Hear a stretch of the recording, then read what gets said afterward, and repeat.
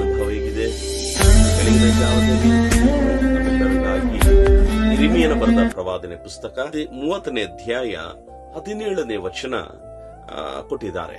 ಆದರೂ ಈ ವಾಕ್ಯದಲ್ಲಿ ನಾವು ಓದುತ್ತಿರುವಾಗ ಇದರ ಕಡೆ ಭಾಗ ನಮ್ಮೆಲ್ಲರ ಜೀವನ ಮುಟ್ಟುತ್ತದೆ. ಅದಕ್ಕೆ ಈ ವಾಕ್ಯ ಎಲ್ಲದಕ್ಕಿಂತ ನಾನು ಕಡೆ ಭಾಗವನ್ನು ನಿಮಗೆ ತಿಳಿಸುತ್ತಾ ಇದ್ದೀನಿ. ಅದೇನಂದ್ರೆ, ನಿನ್ನ ಗಾಯಗಳನ್ನು ಸ್ವಸ್ಥ ಮಾಡುವನೆಂದು ಕರ್ತನು ಅನ್ನುತ್ತಾನೆ.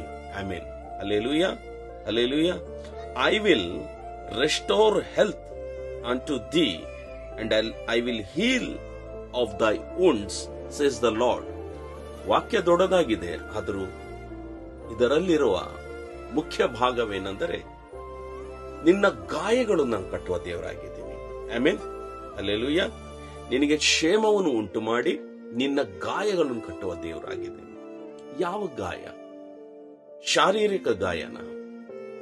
ಕೇಳುತ್ತಿರುವ ಅನೇಕರು ಮಾನಸಿಕ ಗಾಯಗಳಿದೆ ಅಲ್ವಾ? ಶಾರೀರಿಕ ಗಾಯಗಳಿಗೆ ನಮಗೆ ಈ ಲೋಕದಲ್ಲಿ ಔಷಧಿಗಳು ಸಿಗಬಹುದು. ಅನೇಕ ವೈದ್ಯರ ಹತ್ರ ನಮಗೆ ಒಳ್ಳೆ ಚಿಕಿತ್ಸೆ ಸಿಕ್ಕಬಹುದು. ಮಾನಸಿಕ ಗಾಯ ಇದು ಬಹಳ ಭಯಂಕರವಾಗಿರುತ್ತದೆ. ಈಗ ಕೇಳುತ್ತಿರೋ ನಿಮ್ಮಲ್ಲಿ ಅನೇಕರು ಕೂಡ ಈ ಮಾನಸಿಕ ಗಾಯದಿಂದ ಒದ್ದಾಡ್ತಾ ಇದ್ದೀರಾ. We are struggling in the mentally wounds. ಈ ಮಾನಸಿಕ ಗಾಯಗಳಿಂದ ನಮಗೆ ಯಾರು ಕೂಡ ತಪ್ಪಿಸೋದಕ್ಕಾಗಲ್ಲಮ್ಮ ಸಹೋದರ, ಸಹೋದರಿ. ಈ ಮಾನಸಿಕ ಗಾಯಗಳಿಂದ ನಮ್ಮನ್ನು ತಪ್ಪಿಸಬೇಕಂತ ಇಷ್ಟಪಡೋದು ಅವರಿಂದ ಮಾತ್ರವೇ ಆಗುತ್ತದೆ.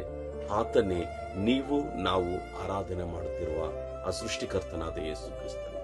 ಆ ದೇವರು ಈ ಬೆಳಿಗ್ಗೆ ನನ್ನ ಸಂಗಡ ಹೇಳೋದೇನೆಂದ್ರೆ, ನಿನ್ನ ಮಾನಸಿಕ ಗಾಯಗಳನ್ನು ದಿಂದ ನಿಮಗೆ ಕ್ಷೇಮವನ್ನು ಉಂಟು ಮಾಡಿ ನಿನ್ನ ಗಾಯಗಳನ್ನು ಸ್ವಸ್ಥ ಮಾಡುವೆನು. ಹಲ್ಲೆಲೂಯಾ. ಅನೇಕ ಗಾಯಗಳಲ್ಲಿ ಮಾನಸಿಕ ಗಾಯಗಳು ದಿಂದ ನೀವು ಒದ್ದಾಡ್ತಾ ಇದ್ದೀರಾ. ನೀವು ಸಫರಿಂಗ್. ತಿಳ್ಕೊಡಿ, ಈ ಬೆಳಿಗ್ಗೆ ನಾನು ಆರಾಧನೆ ಮಾಡ್ತಿರೋ ದೇವರು, ನೀವು ಆರಾಧನೆ ಮಾಡ್ತಿರೋ ದೇವರು ನಿಮ್ಮ ಗಾಯಗಳನ್ನು ಕಟ್ಟಿ ನಿಮ್ಮನ್ನು ಸ್ವಸ್ಥ ಮಾಡುವ ದೇವರಾಗಿದ್ದಾರೆ. ಕಳೆದ ವರ್ಷದಿಂದ ಕೆಲವು ಗಾಯಗಳು ಬಹುಶಃ ಈ ಸಮೇತ ಬಂದಿರಬಹುದು. ತಿಳ್ಕೊಡಿ, ಆ ಗಾಯಗಳು ಕಟ್ಟುವ ದೇವರು ಈ ಮುಂಜಾನೆ ನಿಮ್ಮ ಮನೆಗಳಿಗೆ ಬಂದಿದ್ದಾರೆ, ನಿಮ್ಮ ಸಮೀಪಕ್ಕೆ ಬಂದಿದ್ದಾರೆ. ಆ ಗಾಯಗಳು ಕಟ್ಟುವ ದೇವರು ಹೇಳೋದಂತೆ, I am going to heal you. ನಾನು ನಿಮಗೆ ಸ್ವಸ್ಥ ಮಾಡುವ ದೇವರು.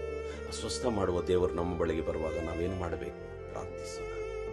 ಪರಿಶುದ್ಧನೇ, ಹೇಳುತ್ತಿರೋ ಪ್ರತಿಯೊಬ್ಬ ದೇವರ ಮಕ್ಕಳ ಗಾಯಗಳು ನೀನು ಕಟ್ಟಯ್ಯ.